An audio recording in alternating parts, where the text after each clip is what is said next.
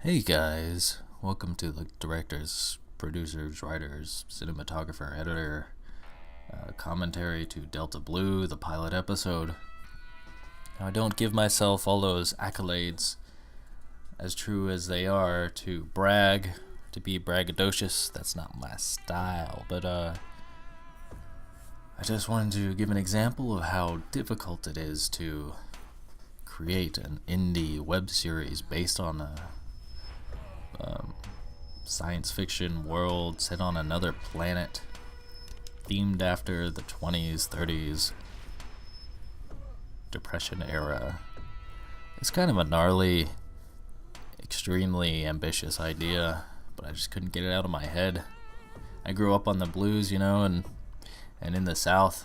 This whole thing is right up my alley, and I had never seen blues punk, as I ended up calling it, done before. So we have steampunk, we have cyberpunk, but the 20s, 30s was never really covered. But back to the production side. We were able to raise enough money through our concert with Levi Cobb and the Big Smoke. We were able to raise enough money through that and the donations from our Indiegogo campaign to raise about $1,200. Most of it went to paying these fine, lovely actors, and then some went to like posters and Facebook ads, and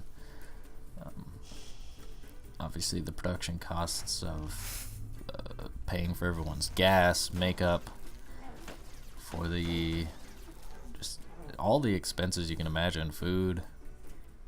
It's not easy, you guys.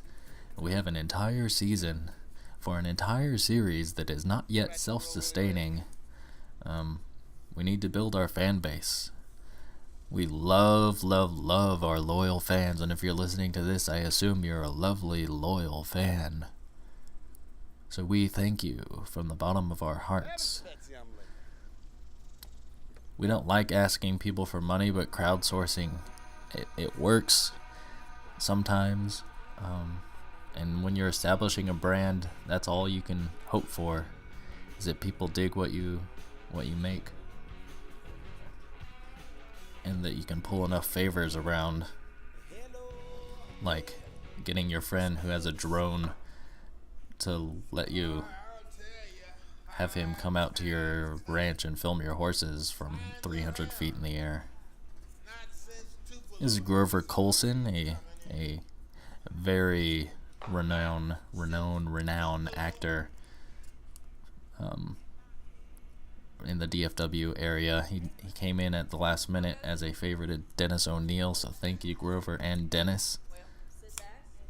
It was great having someone of that caliber on set. This was the first thing that we actually even shot in the bar shipping and receiving. We actually shot the whole thing in about 4.5 hours.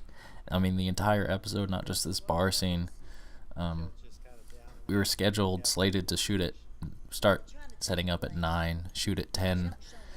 But those massive doors that were torn off my great aunt or great grandma's barn, well, they took a long time to set up, and then there was the issue of this place had really weird parking, as great as it is, shipping and receiving. The parking was really weird for out-of-towners that aren't familiar with Fort Worth downtown. But that's not their fault. It's a great bar, and you should go they have great shows all the time. Anyway, Rebecca and Dennis here, actually. Rebecca used to be a student of Dennis O'Neil, who plays Squirrely. That's his actual name. That's not mentioned in the episode until I think episode 8 or 9. This is actual, but you guys got the scoop, the inside scoop. A lot of this is just, we asked the bar if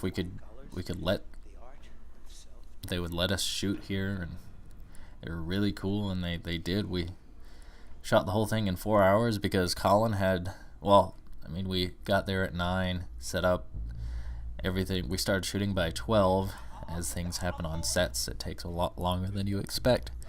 And Colin had a gig, because he's a fantastic actual musician, Colin Hauser, who plays Marmalade, who's about to walk in.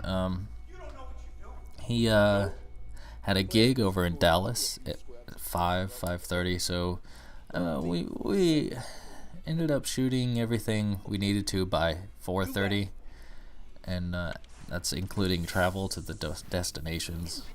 Oh, it was a nightmare. It was extremely stressful, but I'm pretty happy with the result.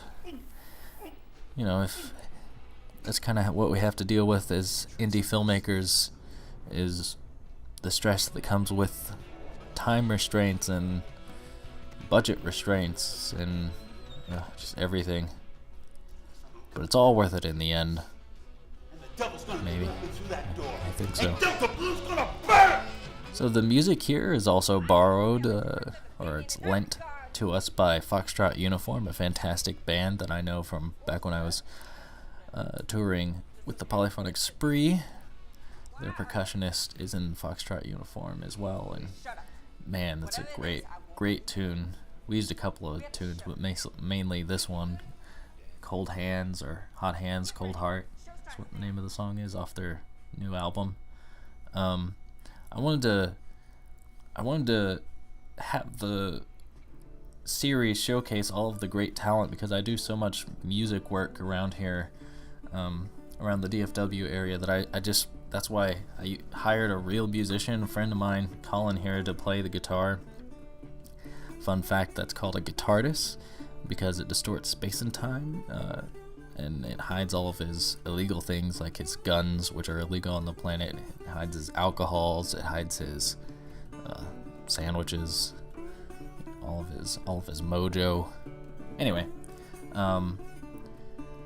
yeah, I wanted a series that kind of encapsulated and showcased a bunch of musicians, and hopefully if we ever get to make more episodes with your help, thank you, we have a lot of musicians that will show off and just show that the blues scene isn't dead, you know. Heck, a lot of this music is from Andy Ramone in the UK. He's a great blues musician who's in the first episode of the Delta Blue radio show. Yeah, that's a thing that we have. But yeah, you know, if you guys can, just like and subscribe to the show on YouTube and Facebook. Please tell your friends. We really want to make more. We have the entire series, well, if you're British, and the first season if you're American, planned out, written. If you were an Indiegogo contributor, you got some of the episode scripts. So you can get a flavor of where we're going. This whole kind of exposition here gives you a taste of what the characters are, what the world is, but there's a lot more we have to offer and a lot of ground we got to break. A lot of things that we want to say about science fiction in general, and just a lot of ideas. Thanks for watching. Thanks to all of our shipping and receiving. Thanks to our extras. Thanks to the Indiegogo contributors, of course.